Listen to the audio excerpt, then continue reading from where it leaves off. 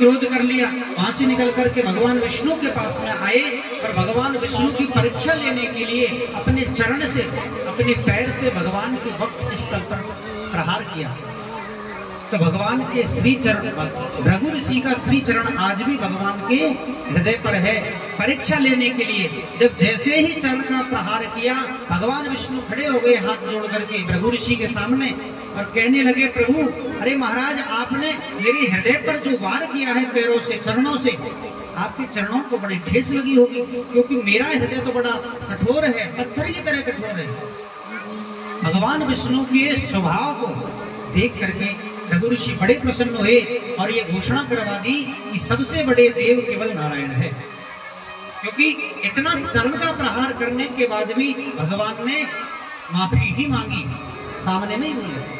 इसलिए इनके बराबर सहनशीलता किसी के पास नहीं, इसलिए सबसे बड़े नारायण। इसलिए भृगु ऋषि ने भगवान के चरणों का प्रहार किया। आज भी बना हुआ है, आप जाकर के घर देख लेना। प्रेम से बोलिए राधे राधे। रुक्मणी कह रही है, आप जानते नहीं ये वही ब्राह्मण है जिन्होंने आपके सीने में लात मारी थी। भगवान कहने लगे कि देवी, तुम ये बात कैसे भूल जाते हो कि जो आज तुम मेरी बगल में खड़े हो ये भी ब्राह्मण की ही देन है। ब्राह्मण ही कुंदेनपुर से पत्र लेकर के मेरे पास आया। यदि ब्राह्मण नहीं आता तो तुम मेरे पास नहीं आती, शिशुपाल के लिए चली जाती। वही ब्राह्मण, दोनों में वार्तालाप हो रही है, प्रेम की, विनोद की वार्तालाप। रुक्मणी कहने लगी कि महाराज ज्यादा मत खाइए, पेट दर्द करेगा। तो सुदामा भी कहने लगे, भैया कन्हैया, तुम तो एक बात के पीछे लग ही जाते हो, अरे कच्चे चावल ज्यादा खाने से पेट दर्द होगा। तो महाराज उसके बाद में सुदामा के जो तांदुल है वो रख दिए गए, केवल 2 मुट्ठी खाए, 2 लोगों का राज सुदामा को दे दिया। दूसरे दिन सुदामा वहां से जाने लगे, भैया तुम्हारी भाभी घर पे अकेली है, मैं चलता हूँ। तो भगवान ने उससे ना मना किया ना हाँ किया, ठीक है भैया चले गए। जैसे ही सुदामा जी अपनी नगरी में पहुंचे, सुदामा नगरी में जाकर के देखा जहां झोपड़ी थी वहां पर बड़े बड़े महल प्राचीन खड़े हुए हैं। सुदामा मंदिर देख डरे, यहाँ तो हती मेरी टूटी सी झोपड़िया। मंदिर देख डरे सुदामा, मंदिर देख डरे।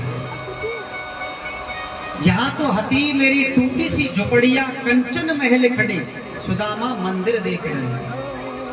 सुदामा ने विचार किया कि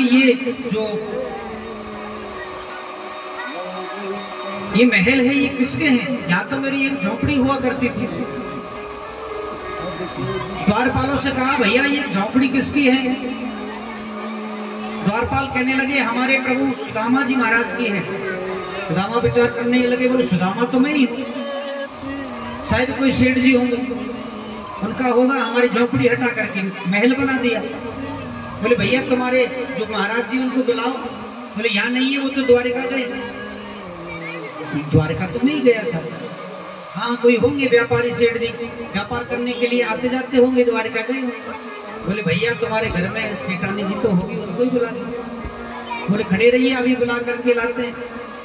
और महाराज जैसे सुशीला को सुनाया, सुशीला थाली सजा करके सखियों के साथ में सुदामा जी का स्वागत करने के लिए आ रही है। जैसे सुदामा को देखा, सुशीला को देखा, सुदामा अचरज हो गए, नहीं सुशीला उनको तो देखकर पहचाना ही नहीं, क्योंकि जब ये आता है ना घर में तो शरीर भी बढ़ जाता है, जब पैसा बढ़ता है तो शरीर भी बढ़ता है। हाँ प्रेम से बोलिए राधे राधे। तो सुशीला का शरीर बढ़ गया। सुदामा कहने लगे, सुशीला तुम्हें धन की इच्छा थी, तुम्हें धन मिल गया, मुझे प्रभु की इच्छा थी, प्रभु दर्शन की इच्छा थी, मुझे प्रभु के दर्शन हो गए। अब मैं चलता हूँ वन में भजन करने के लिए, और तुम यहाँ चांदी की चटनी सोने के चम्मच से खाना, मैं चला हीरे मोती की रोटी बनाना। सुशीला कहने लगे, प्रभु जब तुम ही चल जाओगे तो मेरे लिए क्या है, मिट्टी है, कुछ नहीं, मैं भी तुम्हारे साथ चलती हूँ। और जैसे ही दोनों जने आगे चलने लगे, दरवाजे पर खड़े होकर के टेढ़ी टांग वाला बांसुरी बजा रहा है और आवाज लगा रहा है, अरे भैया सुदामा ने किधर आइए भैया।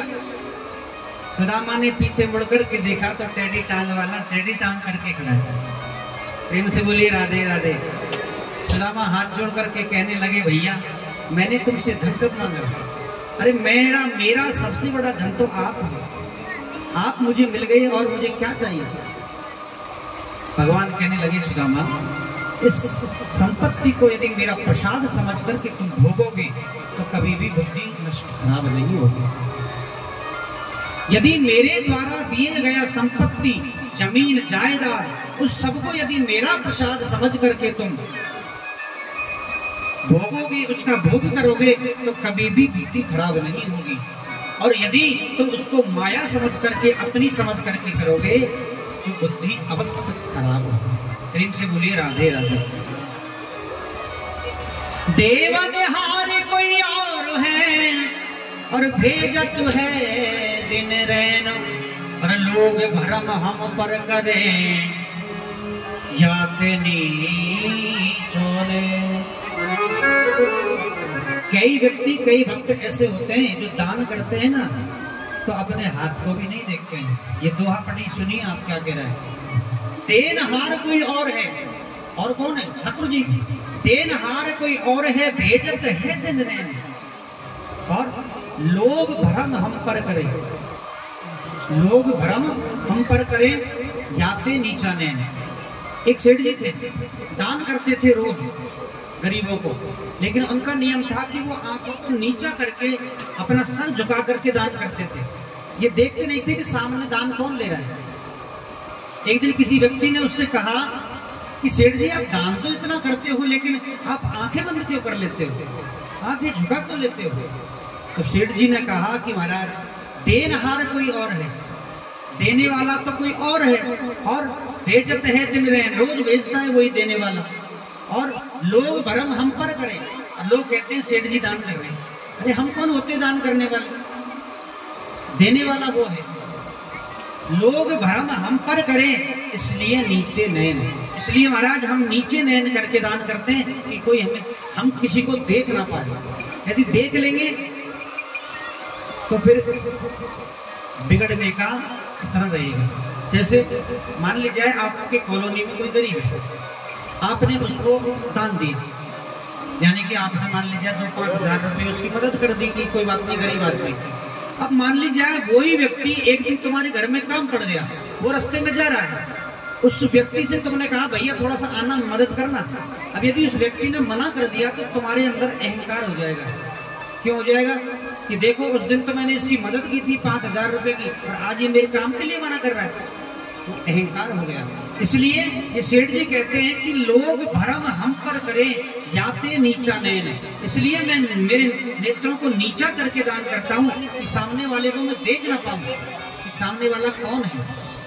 यदि देखूंगा तो अहंकार आने की संभावना रहेगी, इसलिए देखूंगा।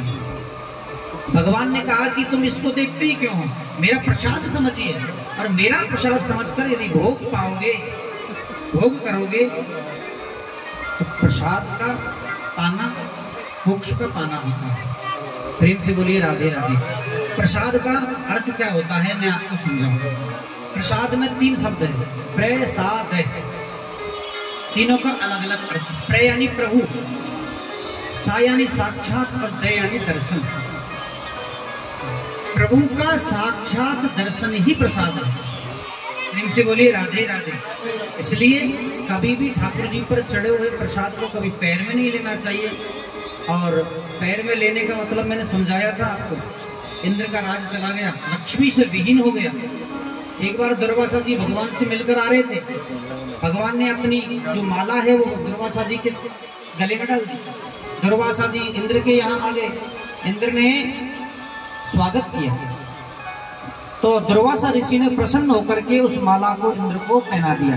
इंद्र ने क्या किया, अहंकार में आकर के वही माला अपनी ऐरावत के गले में डाल दी। अब ऐरावत तो जानवर जो ठहरा, अपनी सूंड से उस माला को तोड़ करके पैरों से रोक दिया। दुर्वासा जी क्रोध हुए और इंद्र को श्राप दिया कि अरे मूर्ख, तू इतना अभिमान करता है, जा तू लक्ष्मी से विहीन हो जा। और जैसे ही श्राप दिया, राक्षसों ने आक्रमण किया और पूरे स्वर्ग का आधिपत्य कर लिया।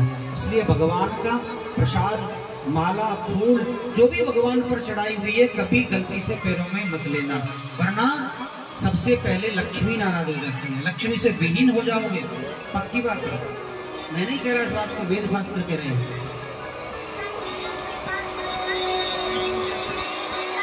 भगवान कहने लगे कि सुदामा, यदि तुम्हारे पास ज्यादा धन है तो उससे बावड़िया बनवाओ, गौशाला खुलवाओ, मंदिर बनवाओ, प्याऊ लगवाओ, गरीबों को कन्याओं का विवाह करवाओ, दान देने के बहुत रास्ते हैं, आप कहीं भी दीजिए। सुदामा जी भगवान को प्रणाम करके वहीं रुक गए और मेरे गोविंद वहां से उनका ध्यान हो गया। बोले वृंदावन बिहारी लाल की।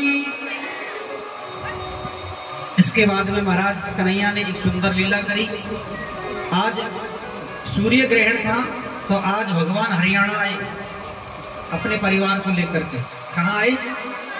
हरियाणा। हरियाणा में कहाँ आए? कुरुक्षेत्र में। प्रेम से बोलिए राधे राधे। आपने सोचा कहीं यहाँ तो नहीं आ गए? हाँ, फिर ये आपको मालूम है ये हरियाणा की ऐसी खड़ी भाषा क्यों है? लठमार। लठमार बोलिए ना। इसलिए है कि जैसे यूपी में जाओगे बड़ी मीठी बोली है कि नहीं? ब्रज भाषा जिसको बोलते हैं। तो भगवान ने वहां सुंदर सुंदर लीलाएं की।